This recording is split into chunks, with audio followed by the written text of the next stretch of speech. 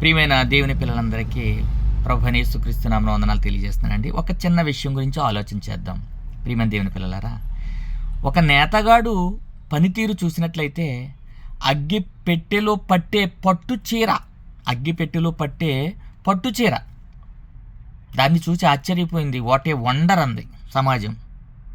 కానీ ఒక ఊరి జనాంగానికి నీడనిచ్చే మర్రి చెట్టు, అనేక పక్షులకు గూడులో నివాసాన్ని కలిగించే మర్రి చెట్టు, ఒక మార్కెటింగ్ జరుగుతుంటే దానికి వ్యాపారాన్ని జరిగించడానికి నీడనిచ్చినటువంటి మర్రి చెట్టు ఏమండి ఎక్కడి నుంచి వచ్చింది?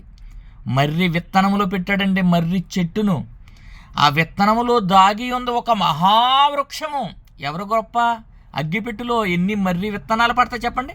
ఎన్ని మర్రి విత్తనాలు పెట్టవచ్చు అగ్గిపెట్టులో? ఒక చీర గురించే నువ్వు వండర్ అయిపోయి వాడు అబ్బా అంటున్నావే. మరి ఎవరు గొప్ప? సృష్టికర్త గొప్ప. పనితీరు చూడండి, సృష్టికర్త గొప్ప, నేతగాడు గొప్ప. 7 వండర్స్ అన్నారు. చైనా గోడ అన్నాడు, చార్మినార్ అన్నాడు. ఈ మానవ దేహమే ఒక వండర్, ఆశ్చర్యమైనది. ఏమండి, ఒక చిటికి నీళ్ళు, ఒక కనుపు, ఒక తెగిపోతే నువ్వు మరలా అతికించుకోలేవు. మరలా కొత్త నువ్వు పెట్టలేవు. నువ్వు వేరే వాళ్ళని తెచ్చుకుని పెట్టుకోవాలి తప్ప నువ్వు తయారు చేయలేవు. ఒక రక్తపు చుక్కను తయారు చేయలేవు నువ్వు. రక్తపు చుక్క. అసలు ఏం ఆలోచన అండి దేవుని యొక్క ఆలోచన. పిండమగానుండనే తల్లి గర్భంలో మనల్ని నిర్మించుకున్న, మన దేహాలను నిర్మించిన దేవుడండి గొప్ప, మనం కాదు. దేవుణ్ణి గొప్ప చేయాలి.